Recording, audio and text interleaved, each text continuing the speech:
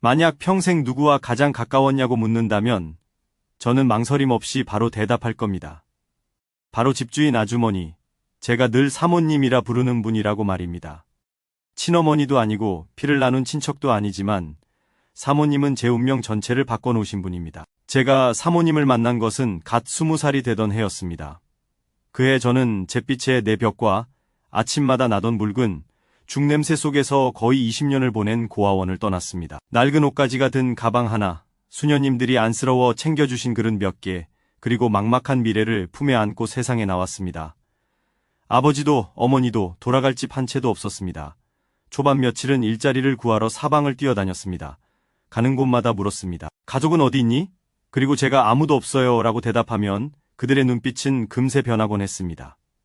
안타까움과 경계심이 뒤섞인 마치 제가 무언가 결핍된 사람이라도 되는 듯한 눈빛이었습니다. 그러던 어느 비가 부슬부슬 내리던 오후 원장 수녀님께서 저를 방으로 부르셨습니다. 승자야, 제안이 하나 있단다. 부잣집에 들어가서 가정부로 일해볼 생각 없니? 저는 쓴웃음을 터뜨렸습니다. 부잣집에서 저 같은 사람을 뭐 하러요? 저는 요리하고 청소하는 것밖에 모르는데 학위도 없고요. 원장 수녀님은 고개를 저으며 나지막이 말씀하셨습니다. 믿을만하고 착하고 다른 사람을 돌볼 줄 아는 사람이 필요하단다. 그 집은 돈은 부족하지 않아. 그저 말벗이 되어줄 사람이 없을 뿐이지. 집주인은 40이 넘도록 결혼하지 않고 혼자 사는 귀부인이란다. 네가 잘 맞을 것 같구나. 40 넘은 미혼의 귀부인이라는 말에 저는 잠시 멍해졌습니다.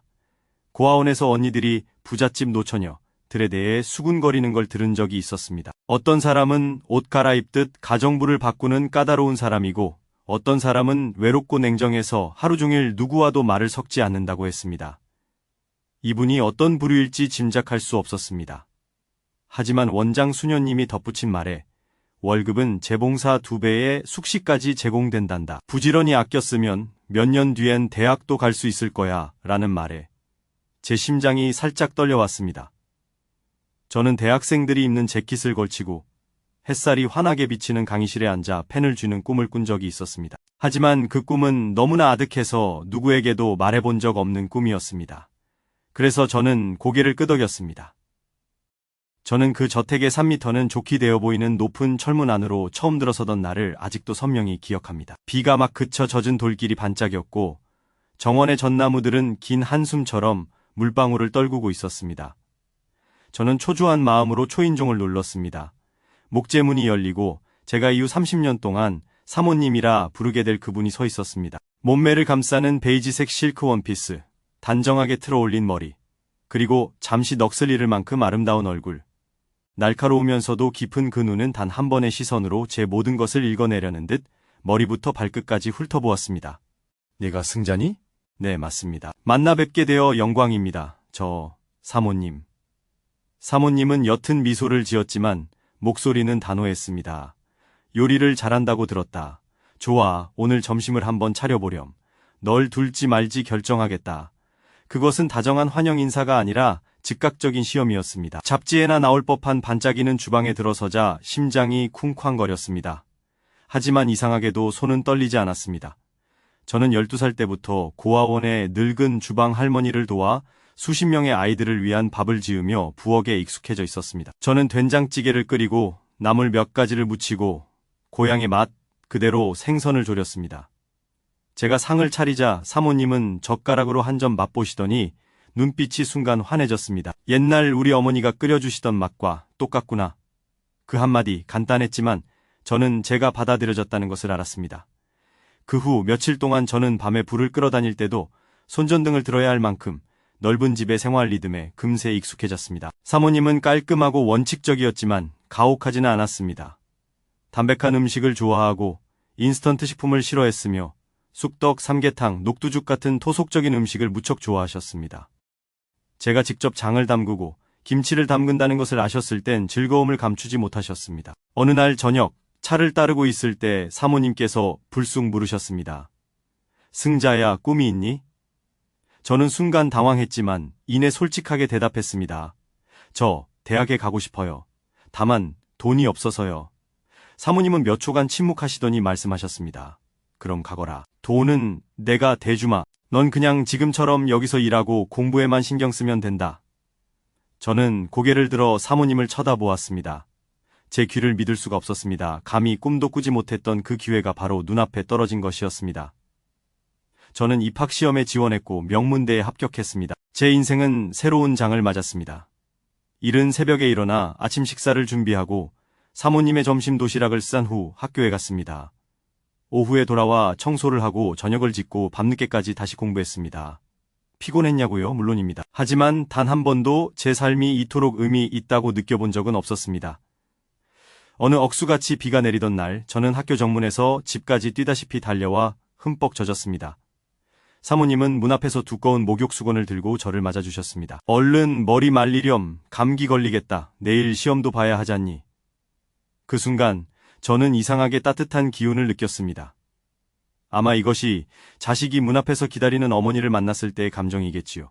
하지만 모든 일이 순탄했던 것은 아닙니다. 저는 여전히 많은 사람들의 눈에 고아였고 그 꼬리표는 보이지 않는 상처처럼 따라다녔습니다. 그 상처가 가장 선명하게 드러난 것은 제가 한 사람에게 마음을 두기 시작했을 때였습니다.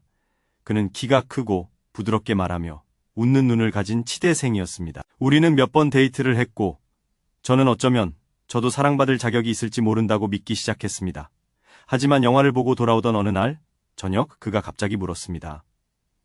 승자 씨, 부모님은 무슨 일 하세요? 단순한 질문이었지만 저는 직감했습니다. 이것이 갈림길이라는 것을. 저는 거짓말하고 싶지 않아 대답했습니다. 저는 부모님이 안 계세요. 고아원에서 자랐고 지금은 한 가정에서 가정부로 일하면서 집주인 아주머니 도움으로 학교에 다니고 있어요. 그는 침묵하며 천천히 고개를 끄덕이더니 한숨을 쉬었습니다. 미안해요. 저는 행복한 결혼은 두 집안이 문당호대, 먼당후대, 일대 가능하다고 믿어요. 그리고 그것으로 끝이었습니다. 저는 사모님께 자세한 이야기는 하지 않고 그저 그 사람은 저와 맞지 않아요 라고만 말했습니다. 하지만 사모님은 짐작하신 듯 제가 평생 기억하게 될 한마디를 해주셨습니다. 딸아, 남자는 부자냐 가난하냐가 중요한 게 아니란다. 그가 너를 보는 눈빛이 중요하지. 만약 그 눈빛이 너를 유일하고 가장 소중한 존재로 여긴다면 그 사람이 바로 사랑할 가치가 있는 사람이란다.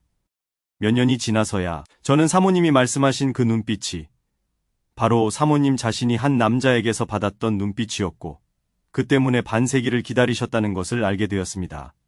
하지만 그것은 다른 이야기입니다. 제가 30년이 넘는 시간과 한 번의 장례식을 치르고 나서야 온전히 듣게 된 이야기입니다. 사람들은 젊음이 인생에서 가장 아름다운 시절이라고 말합니다.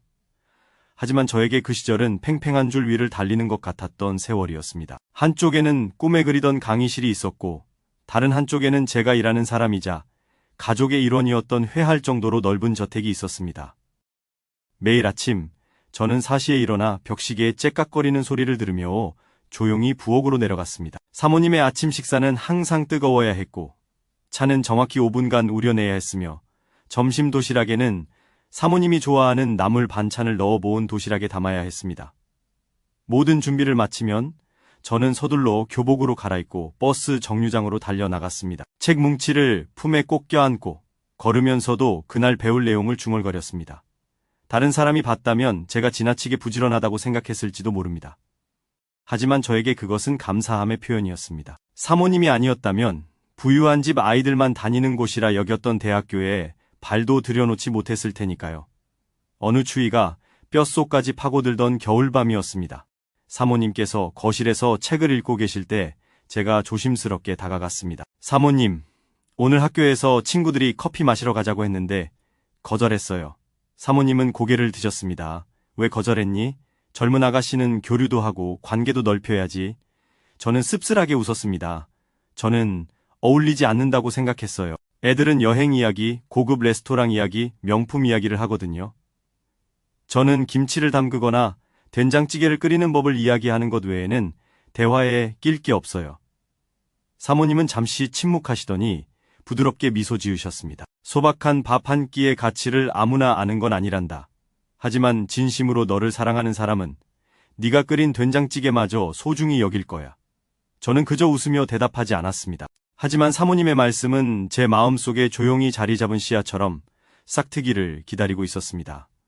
그리고 그 씨앗은 하마터면 나무가 될 뻔했습니다. 저는 도서관에서 그를 만났습니다. 치의학과 마지막 학년이었던 그는 키가 크고 눈빛이 맑았으며 미소가 따뜻했습니다. 처음에는 해부학 책을 빌리는 것으로 시작했지만 몇 번 우연히 다시 마주친 후 우리는 커피를 마시고 함께 스터디 그룹을 했습니다. 그는 제가 다르다는 느낌을 받지 않도록 자연스럽게 저를 챙겨주었습니다. 어느 날 저녁, 영화를 보고 난 후 우리는 걸어서 집으로 향했습니다. 밤바람이 부드럽게 불었고 거리는 한산했습니다. 갑자기 그가 물었습니다. 승자씨, 부모님은 무슨 일 하세요? 저는 걸음을 멈췄습니다. 간단해 보이는 질문이었지만 저에게는 그것이 갈림길이었습니다. 거짓말하고 싶지 않아 솔직하게 말했습니다. 저는 부모님이 안 계세요. 고아원에서 자랐어요. 지금은 한 가정에서 가정부로 일하면서 집주인 아주머니 도움으로 공부하고 있어요. 그는 몇 초간 침묵하더니 천천히 말했습니다. 미안해요. 저는 행복한 결혼은 두 집안 환경이 비슷해야 한다고 믿어요. 저는 무슨 대답을 했는지 기억나지 않습니다. 다만 집에 돌아와 어두운 부엌에 홀로 앉아 시계의 째깍거리는 소리를 들었을 때 마음속에 균열이 가는 듯한 느낌만 기억날 뿐입니다. 며칠 후 저는 사모님께 그 사람은 저와 맞지 않아요 라고만 말했습니다. 사모님은 한참 동안 말이 없으시다가 한숨을 내쉬었습니다. 딸아, 남자는 부자냐 가난하냐가 중요한 게 아니란다. 그가 너를 보는 눈빛이 중요하지. 만약 그 눈빛이 너를 유일하고 소중한 존재로 여긴다면 그 사람이 바로 사랑할 가치가 있는 사람이란다. 저는 억지 웃음을 지었습니다. 하지만 그런 사람이 있을까요? 사모님은 먼 곳을 바라보며 목소리가 살짝 떨렸습니다. 있단다. 하지만 어쩌면 평생에 단 한 번만 만날 수도 있지. 그때 저는 사모님의 말뜻을 다 이해하지 못했습니다. 그저 사모님의 시선이 아주 먼 어딘가 제가 닿을 수 없는 곳을 향하고 있다는 것만 느꼈을 뿐입니다. 삶은 다시 흘러갔습니다. 저는 3학년을 마쳤고 성적은 반액 장학금을 받기에 충분했습니다. 사모님은 무척 기뻐하며 말씀하셨습니다. 잘했다. 내가 말했지, 넌 해낼 거라고. 그러던 어느 날 오후 사모님께서 저를 앉히셨습니다. 거실의 노란 조명이 사모님의 얼굴을 따뜻하게 비추었지만 목소리는 진지했습니다. 승자야, 졸업하면 계속 여기 있지 마라. 넌 젊으니 밖으로 나가서 도전해봐야 한다. 그러다 보면 진심으로 너를 사랑해주는 사람을 만날 수도 있을 게다. 저는 깜짝 놀랐습니다. 사모님, 제가 떠나길 바라시는 건가요? 바라지 않아. 하지만 너를 여기에 계속 붙잡아두는 건 이기적인 짓이야. 넌 더 넓은 삶을 누릴 자격이 있다. 저는 침묵했습니다. 처음으로 저는 사모님께서 저에게 기회를 주셨을 뿐만 아니라 때가 되면 기꺼이 손을 놓아줄 준비가 되어 있다는 것을 깨달았습니다. 그리고 졸업식이 다가왔습니다. 저는 작은 여행 가방 하나와 대학 졸업장 그리고 필요하면 언제든 돌아오렴이라는 약속을 품에 안고 저택을 떠났습니다. 저는 심야 라디오 프로그램의 조연출로 취직했습니다. 일은 바빴지만 즐거웠고 새로운 삶의 리듬에 적응하기 시작했습니다. 그런데 한 통의 전화가 저를 다시 그곳으로 끌어당겼습니다. 익숙한 운전기사 아저씨의 목소리가 수화기 너머로 들려왔습니다. 승자 아가씨, 사모님께서 위독하세요. 사모님께서 암에 걸리셨단다. 그날 저는 단숨에 사모님 댁으로 달려갔습니다. 저택은 고요했고 양 냄새와 축축하고 차가운 냄새가 뒤섞여 있었습니다. 사모님은 많이 야위고 얼굴이 창백했지만 저를 보자 애써 미소 지으셨습니다. 왔구나? 저는 사모님의 손을 잡고 목이 메어 말했습니다. 왜 저한테 일찍 말씀 안 하셨어요? 넌 아직 젊잖니. 나 때문에 시간을 낭비하지 마라. 난 살 만큼 살았다. 하지만 저는 받아들일 수 없었습니다. 방송국에 사직서를 내고 사모님 곁에 머물며 온전히 간병했습니다. 이른 아침 약을 타드리고 죽을 끓였고 점심에는 정원을 산책하도록 부축했으며 저녁에는 피로를 잊으시도록 소소한 이야기들을 들려드렸습니다. 처음에 의사는 사모님께서 3년밖에 못 사실 거라고 했지만 사모님은 5년째까지 싸우셨고 마침내 어느 날 의사는 완치되었다고 통보했습니다. 저는 이제부터 모든 것이 평온할 것이라 생각했습니다. 하지만 저는 몰랐습니다. 사모님의 미소 뒤에는 여전히 하나의 비밀이 숨겨져 있다는 것을. 사모님에 대한 제 시선을 영원히 바꿔놓을 비밀이었습니다. 사모님께서 완치 판정을 받으신 후 저택은 햇살과 웃음소리로 가득 찼습니다.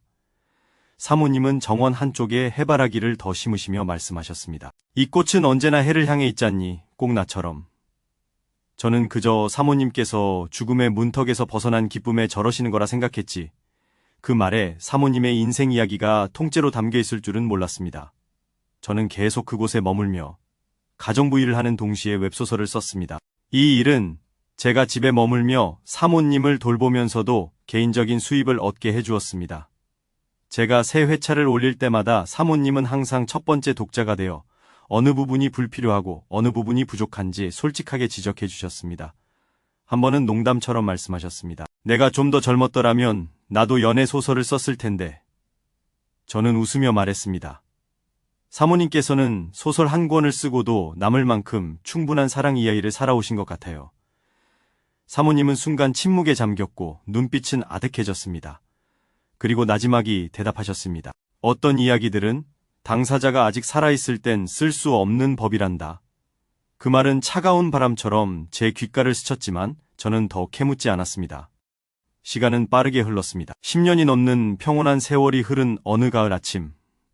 저는 사모님께서 창가에 아주 오랫동안 앉아 계신 것을 보았습니다.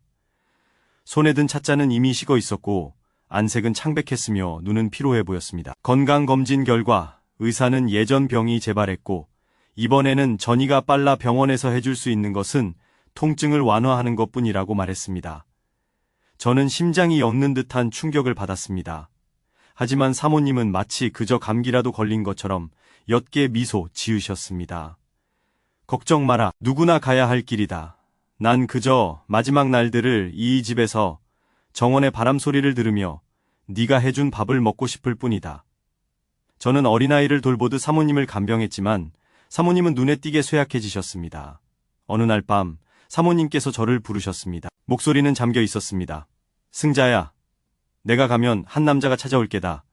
그분을 집 안으로 맞아들이고 따뜻한 밥 한 끼를 대접해드리렴. 저는 놀라서 물었습니다. 누구신데요? 사모님 친척이신가요? 사모님은 가만히 고개를 저으셨습니다. 아니, 하지만 그분은 내 인생에서 그 누구보다 중요한 분이란다. 더 물어보려 했지만 사모님은 눈을 감으셨고 이내 숨소리가 고르게 변했습니다. 며칠 후 사모님은 세상을 떠나셨습니다. 장례는 간소하지만 기품있게 치러졌습니다. 조문객들이 모두 돌아간 후 저택은 텅 빈 공간으로 되돌아왔습니다. 저는 사모님의 유품을 정리하기 위해 며칠 더 머물렀고 물건 하나하나가 추억을 불러일으켰습니다. 잠겨있던 한 서랍장에서 천으로 감싼 수첩들을 발견했지만 사모님의 사생활을 존중해 그저 상자에 담아두기만 했습니다. 그날 늦은 오후 대문 초인종이 울렸습니다.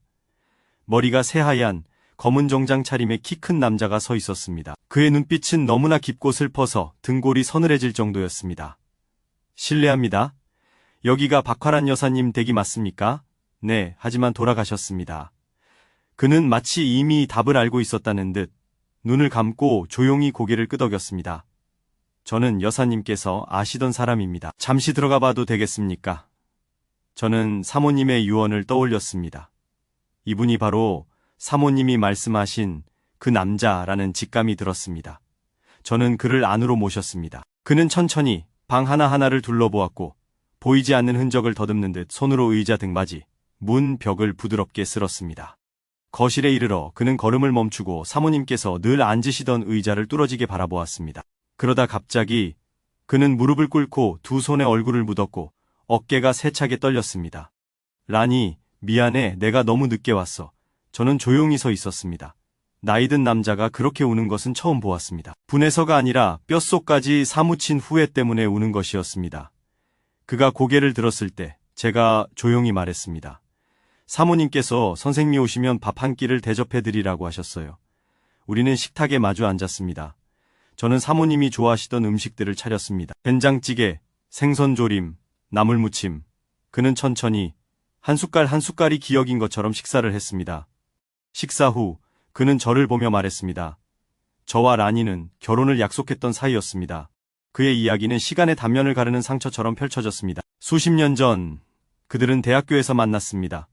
그는 군 복무를 마치고 복학한 학생이었고 그녀는 유학에서 막 돌아온 재벌가의 아가씨였습니다. 수업 시간에 빌린 노트 한 권이 서로 다른 두세 개의 사람을 이어주었습니다. 사랑은 빠르고 강렬하게 찾아왔고 그들은 결혼을 결심했습니다. 하지만 그의 집에 인사를 드리러 갔을 때 잔인한 진실이 드러났습니다. 그녀의 오빠가 과거 그의 누나의 죽음에 연루되었던 것입니다. 집안의 원한은 그들의 사랑을 금기로 만들었습니다. 그의 가족은 격렬하게 반대했고 그의 어머니는 충격으로 병세가 악화되었습니다. 그들은 헤어졌습니다. 하지만 마지막 순간에 그녀는 말했습니다. 평생이라도 기다릴게요. 그리고 그는 대답했습니다. 당신이 할머니가 되었을 때라도 내가 꼭 갈게. 여기까지 듣자 제 목이 메어왔습니다. 저는 비로소 사모님께서 왜 평생 결혼하지 않으셨는지, 왜 그 남자를 언급할 때마다 슬픈 미소를 지으셨는지 이해하게 되었습니다. 그는 아주 오랫동안 앉아 있다가 말했습니다. 몇 달 전 제 여동생이 마침내 용서했습니다. 바로 오려고 했는데 결국 늦었군요. 그는 사모님의 유품 몇 가지를 가져가도 되겠냐고 물었고 그 중에는 천으로 감싼 수첩들, 사모님이 평생 쓰신 일기장도 포함되어 있었습니다. 그가 돌아갈 때 그 큰 키의 뒷모습은 반세기 동안 기다려온 고통의 무게에 짓눌린 듯했습니다. 저는 문가에 서서 그의 모습이 완전히 사라질 때까지 지켜보았습니다. 저는 몰랐습니다. 불과 며칠 뒤 비보가 닥쳐와 이 이야기를 더욱 비극적인 전환점으로 몰고 갈 줄은, 그분을 저택 대문 밖으로 배웅해드린 지 불과 사흘 후 제 전화벨이 울렸다. 모르는 번호였다. 정중하지만 떨리는 젊은 남자의 목소리가 들려왔다. 실례합니다. 박화란 여사님 댁에서 일하셨던 승자씨 맞으신가요? 네. 누구시죠? 저는 김성민 선생님의 아들입니다. 며칠 전 아버지가 댁에 찾아갔었습니다. 나는 휴대전화를 꽉 쥐었다. 심장이 거세게 뛰었고 불길한 예감이 들었다. 네, 기억합니다. 무슨 일이신가요? 수화기 너머의 남자는 몇 초간 침묵하더니 천천히 말했다. 아버지가 어젯밤에 돌아가셨습니다. 유언을 남기셨는데 박화란 여사님의 일기장들을 당신께 전해달라고 하셨습니다. 그 말은 차가운 칼날이 내 몸을 꿰뚫는 것 같았다. 나는 그 자리에 선 채로 얼어붙어 울어야 할지, 왜요? 라고 물어야 할지 알 수 없었다. 그날 오후 나는 장례식장에 도착했다. 향 연기가 자욱한 방 중앙에는 그의 영정사진이 놓여 있었다. 여전히 기품 있는 얼굴이었지만 이제는 움직임이 없었다. 그의 아들은 내게 고개를 숙이며 나무 상자 하나를 건넸다. 댁에서 돌아오신 후 아버지는 더 이상 살고 싶어 하지 않으셨던 것 같습니다. 가족들은 사인을 공표하지 않았지만 저는 당신은 이해하실 거라 생각합니다. 나는 가만히 고개를 끄덕였다. 그렇다, 나는 이해했다. 그는 평생 사모님을 기다렸고 마침내 닿았을 때 그녀는 이미 저 세상 사람이었다. 상실이 사람을 무너뜨릴 수 있다고들 한다. 그에게는 그것이 치명타였다. 그의 아들은 나를 바라보았다. 그 눈빛은 어딘가 거리를 두면서도 해답을 찾고 싶은 듯했다. 그분의 일기장을 몇 장 읽어보았습니다. 처음엔 그분을 미워했습니다. 가족에게서 아버지를 빼앗아간 사람이라고 생각했죠. 하지만 다 읽고 나니 아버지가 왜 잊지 못하셨는지 이해하게 되었습니다. 그는 잠시 말을 멈추고 덧붙였다. 괜찮으시다면 아버지를 그분 곁에 묻어드리고 싶습니다. 몇 주 후 바다가 내려다 보이는 한 언덕에 새로 생긴 두 개의 무덤이 나란히 자리했다. 저녁 햇살이 하얀 국화꽃들 위로 노랗게 쏟아졌다. 나는 그곳에 서서 비록 반평생이나 늦었지만 마침내 두 분이 함께하게 되었다고 느꼈다. 집으로 돌아와 나는 나무 상자를 탁자 위에 올려놓았다. 뚜껑을 열자 손이 떨렸다. 안에는 천으로 감싼 10권이 넘는 수첩이 들어있었고 책등은 대가 있었으며 낡은 종이 냄새가 풍겨왔다. 첫 번째 수첩 표지에는 사모님의 부드러운 필체로 이렇게 쓰여 있었다. 평생을 기다린 이에게. 나는 읽기 시작했다. 첫 장들은 대학 시절의 나날들이었다. 함께 듣던 수업, 어색했던 손잡음, 서둘러 쓴 편지들. 이내 가족의 반대를 알리는 페이지가 나왔고 사모님이 홀로 창가에 앉아 커튼 너머로 비치는 가로등 불빛을 봤던 밤들이 이어졌다. 한 구절에서 나는 걸음을 멈춰야 했다. 눈물이 글자를 번지게 했다. 당신이 돌아온다고 했고 나는 믿어요. 매일 아침 차를 한 잔 우려 비어있는 맞은편 의자에 놓아두죠. 정원에 바람이 불 때마다 어쩌면 당신일지도 모른다고 생각해요. 세월이 내 머리를 희게 물들였지만 믿음은 그대로랍니다. 이후의 수첩들은 작은 기억의 조각들로 가득했다. 언젠가 당신이 겨울에 돌아온다면 을 위에 직접 짠 털목도리. 우연히 멀리서 그를 보았지만 차마 부르지 못하고 몰래 찍은 사진 한 장. 그를 괴롭게 할까봐 편지를 쓰려다 찢어버리곤 했던 이야기들. 나는 깨달았다. 수십 년 동안 사모님은 버려진 사람이 아니었다. 스스로 기다림을 선택하고 외로움을 삶의 일부로 받아들인 사람이었다. 내가 그녀 곁에 살 때 보았던 모든 미소와 평범한 일상의 이야기들은 어쩌면 단 한 사람을 향한 마음을 멈춘 적 없는 심장을 덮어둔 손수건에 불과했을지도 모른다. 그날 밤 나는 마지막 일기장을 덮었다. 거기에는 단 한 문장만 쓰여 있었다. 만약 다음 생이 있다면 우리가 너무 늦게 만나지 않게 해주세요. 나는 수첩을 덮고 어둠 속에 조용히 앉아 있었다. 내 머릿속에는 언젠가 사모님이 하셨던 말이 울려 퍼졌다. 어떤 이야기들은 당사자가 아직 살아있을 땐 쓸 수 없는 법이란다. 이제야 나는 그 이유를 알았다. 사모님의 마지막 일기장을 다 읽은 그날 밤 나는 잠들지 못했다. 사모님의 글자 하나하나에 눈물 자국이 어려 있는 듯 내 마음 가장 깊은 틈새를 파고들었다. 나는 30년 넘게 사모님 곁에 살며 그분을 안다고 생각했지만 알고 보니 나는 사모님이 평생 빗장을 걸어 잠근 굳게 닫힌 방의 문턱에 겨우 서 있었을 뿐이었다. 다음 날 나는 두 분이 잠든 언덕으로 다시 향했다. 저 멀리 푸른 바다가 펼쳐져 있었고 파도는 끝없는 음악처럼 밀려왔다. 나란히 놓인 두 무덤 앞에는 두 개의 꽃다발이 놓여 있었다. 사모님의 무덤에는 하얀 국화 한 다발, 그분의 무덤에는 해바라기 한 다발. 나보다 먼저 누군가 다녀간 모양이었다. 나는 무릎을 꿇고 차가운 비석에 손을 얹었다. 사모님, 선생님, 드디어 두 분이 함께 계시네요. 다만 그 대가가 한 사람의 평생이었다는 게 너무 안타까워요. 바람이 불어와 목에 두른 스카프를 살짝 날렸다. 그 순간 나는 햇살 아래 손을 잡고 미소 짓는 두 분의 환영을 본 것만 같았다. 이후 며칠 동안 나는 그들이 남긴 모든 것을 정리했다.